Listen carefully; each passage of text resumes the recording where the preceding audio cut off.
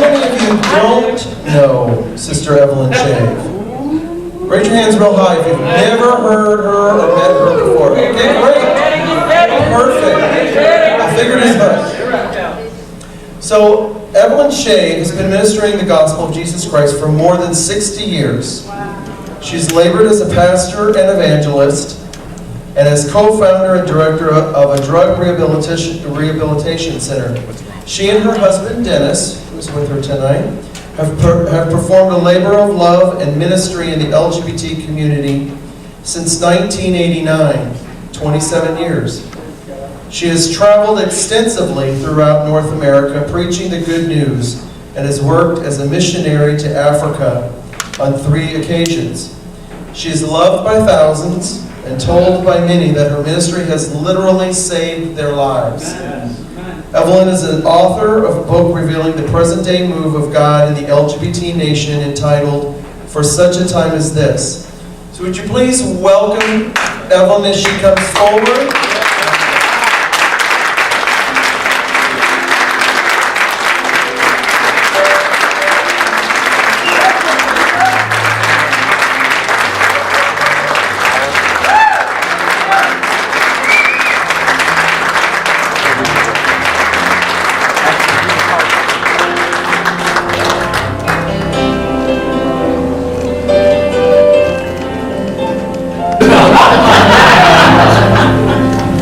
Because I know that there's going to be some folks that are going to be here this weekend, we want to not only get a chance for you to hear them speak, preach, but we also want to give you an opportunity to get to know them and find out who they are. I wanted to ask you, so because you've been traveling around the country, what do you see God doing around the country? Are there any common themes or any common threads that you see as you're traveling all over the countryside? You're going to have to excuse me because when I start talking about it, I start tearing up. Because everywhere we go, we see a mighty move of God. And people say, what? Gay people? Transgender? What? Yes! And how surprised. But God is moving. Everywhere we go, we see the hand of God.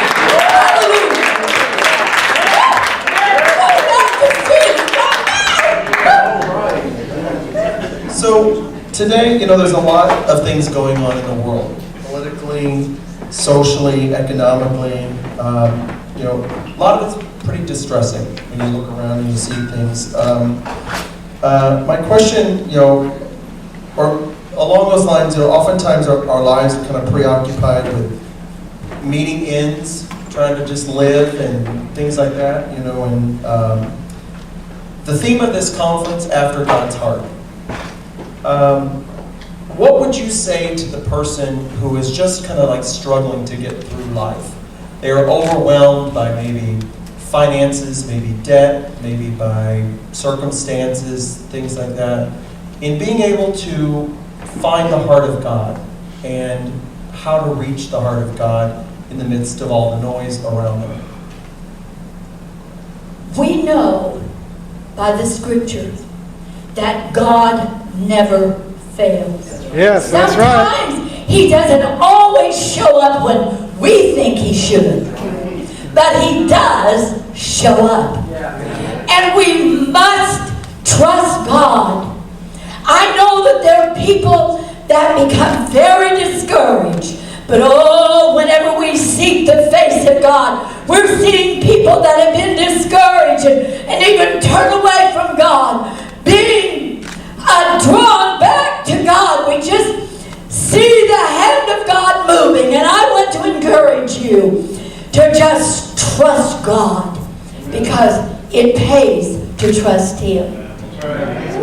So you've been, as we mentioned in kind of the introduction to you, you've been involved in this ministry a little bit. And so for those of you folks here that don't know you, didn't know you way back in the early days, kind of bring them up with your story, you and Dennis and your story, and how you got involved into ministering within this group of people. You've been through a lot. You've seen the right foot of fellowship from several churches that have kicked you out.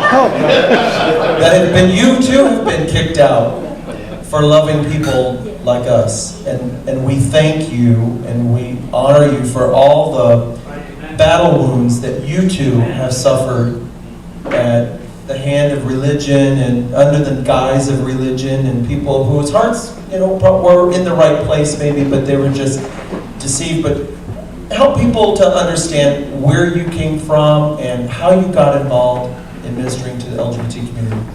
Well, I came from an old-time Pentecostal background.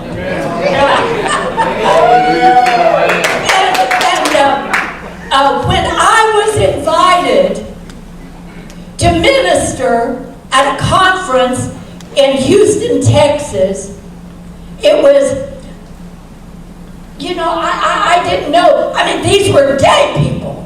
And they asked me to come and minister. And I said, well, I got to ask my husband. And you know what he said? What I thought he would. What do you want to go minister to much gay people for? Well, I don't know. But I told God that I would minister wherever he opened the door. Well, Dennis said, you better go then. And I went, and I say, I went as a looky-loo.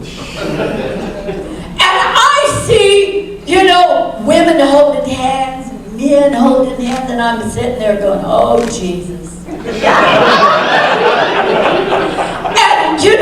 the service started.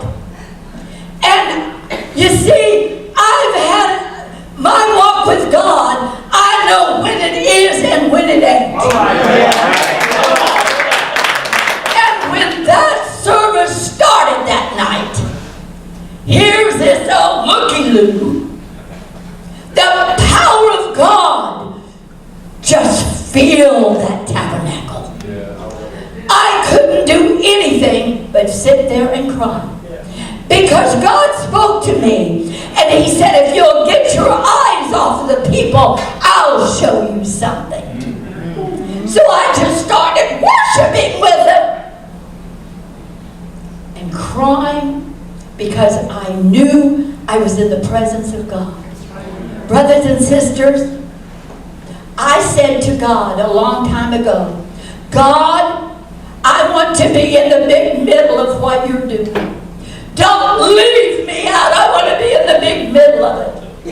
And that night, when I preached and I invited people to come up for prayer, it looked like the whole congregation was coming up. And all I had to do was and down they would go and speaking in tongues, and I'm saying, but God, they're gay. As if God